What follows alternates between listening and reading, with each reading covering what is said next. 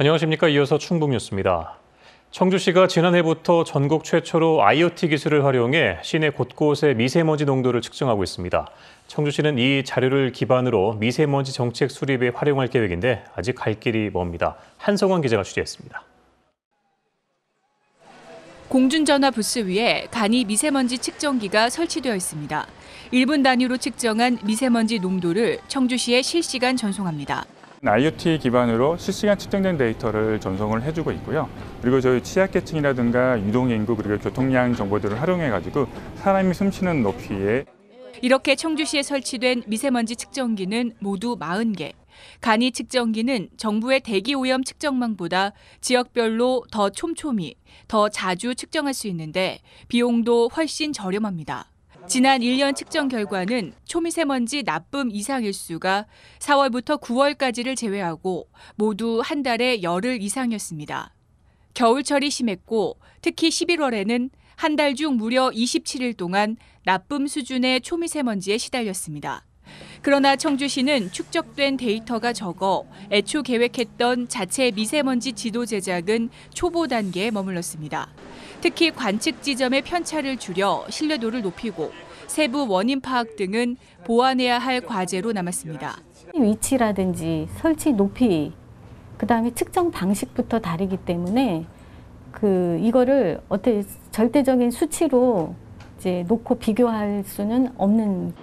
청주시는 우선 확보한 자료를 분진 흡입차 배치 등에 활용하고 기술 보완과 데이터 축적을 더해 미세먼지 분석 현황을 공표할 계획입니다. KBS 뉴스 한성원입니다. 올해 상반기 인플루엔자 등 감염병에 걸린 충북 지역 학생이 지난해 같은 기간보다 5배 증가한 것으로 나타났습니다. 충청북도 교육청은 올 상반기 일선 학교에서 보고한 감염병 환자는 1,652명으로 지난해 같은 기간 1,762명보다 8,809명 증가했다고 밝혔습니다. 감염병 종류별로는 인플루엔자에 걸린 학생이 1,103명으로 15배 증가했고 수족구병 환자는 174명으로 6.3배 증가했다고 설명했습니다. 휴가철을 맞아 여행 상품을 미끼로 한 인터넷 사기가 급증하고 있습니다. 충북지방경찰청에 따르면 지난해 7월부터 석 달 동안 숙박권 등을 싸게 판다고 속인 뒤 돈만 받아 챙기는 인터넷 물품 사기 사건이 950건 접수돼 전년도 같은 기간 610건보다 56%가량 는 것으로 나타났습니다. 경찰은 상품을 비상식적으로 싸게 팔면 의심할 필요가 있다며 모바일 앱 사이버캅을 통해 판매자에 대한 신고 내용이 있는지 확인하고 안전거래 사이트 이용을 당부했습니다. 충북 지역 대기 담당 공무원 1명이 오염물질 사업장 100곳 가까이를 지도 점검하는 것으로 나타났습니다. 국회 에너지특별위원회 신창현 의원이 환경부에서 받은 자료를 보면 지난해 기준 충북의 대기오염물질 배출 시설은 3,164곳으로 17개의 시도 가운데 6번째로 많지만 지도 공무원은 34명에 불과해 한 사람당 93곳 넘게 담당하고 있습니다.